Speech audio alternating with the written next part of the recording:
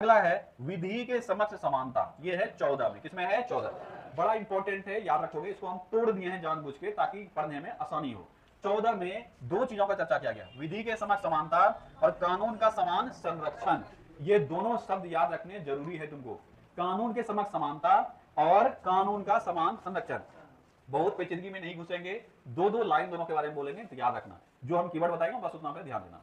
कानून के समक्ष सभी समान हैं और सभी के लिए कानून समान है। अनुच्छेद 14 में दो वर्ड आते हैं, मतलब दो फ्रेज आते हैं। एक है कानून के समक्ष समानता और दूसरा है कानून का समान संरक्षण। ठीक है, इसको समझाने पे जाएंगे फिर ज्यादा फंसोगे। जो जितना समझा रहे हैं बस उतना समझना कि कानून के समक्ष समानता का मतलब हुआ कानून के नजर में सब एक समान है। कानून के समक्ष क्या है? सब एक समान है। पर दूसरा सेंटेंस ये कहता है कि सबके लिए कानून समान है। क्या कहता है? सबके लिए कानून समान है। इसमें एक है निगेटिव थॉट और एक है पॉजिटिव थॉट। एक पूछा जाएगा सकारात्मक पहल है और एक नकारात्मक पहल है। ये दोनों अलग अलग देश से हम लोग उठाए हुए हैं, दोनों अलग अलग तरह के विचारधारा है एक ही पॉइंट पर पहुंचने के लिए। ठीक है, ये कैसा विचारधारा है? निगेटिव। कैसा है? निगेटिव। और ये कैसा विचारधारा है?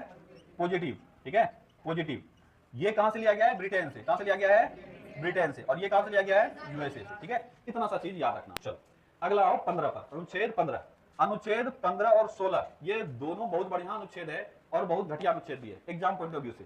क्यों? क्योंकि एक लाइन में याद कर लेंगे, अब एग्जाम में उससे आगे बढ़ चुका है। अनुच्छेद 15 कहता है कि किसी को भी हम, चाहे धर्म हो, जाति हो, रंग हो, स्थान हो, लिंग हो, इन सब के बिहाव पर भेदभाव नहीं कर सकते हैं। देश के समस्त नागरिक एक समान हैं, चाहे वह कोई भी हो। क्या ये सचमुच है?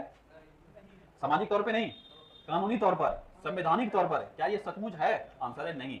संविधान का अनुच्छेद 15 कहता है कि देश के समस्त नागरिक एक ही तराजू पर बैठेंगे। पर यहीं पे कहता है अगर लड़की है तो थोड़ा सा नीचे कर दो, कोई दिक्कत नहीं, उतना ऊपर नहीं चढ़ पाएगी। बच्चा है तो उसको थोड़ा और नीचे कर दो, कोई दिक्कत नहीं, ऊपर नहीं चढ़ पाएगा। एसटी एससी है तो उसका ग्रोथ नहीं हुआ, उसको एकदम नीचे रहने दो, कोई दिक्कत नहीं है। ठीक है, तो कहां समान है? क्या भारत में सभी नागरिक समान सचमुच हैं? आंसर है नहीं। तो ये अपवाद अपने अंदर लेके चलता है। समझ में आया? आगे चल के इस अनुच्छेद की कोई बात राज्य को महिलाओं और बच्चों के लिए कोई विशेष प्रावधान करने से नहीं रोकेगा। समझ में आया?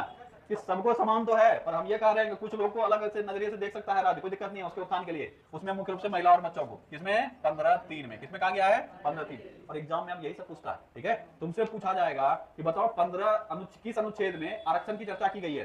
अब तुमको लगेगा आरक्षण तो यहाँ कहीं सर पढ़े हुए नहीं किए हैं। आरक्षण में पढ़ा है? हम नहीं पढ़ा है। 15 और 16 दोनों में आरक्षण है। ठीक है, और दोनों कहता है आरक्षण नहीं होगा।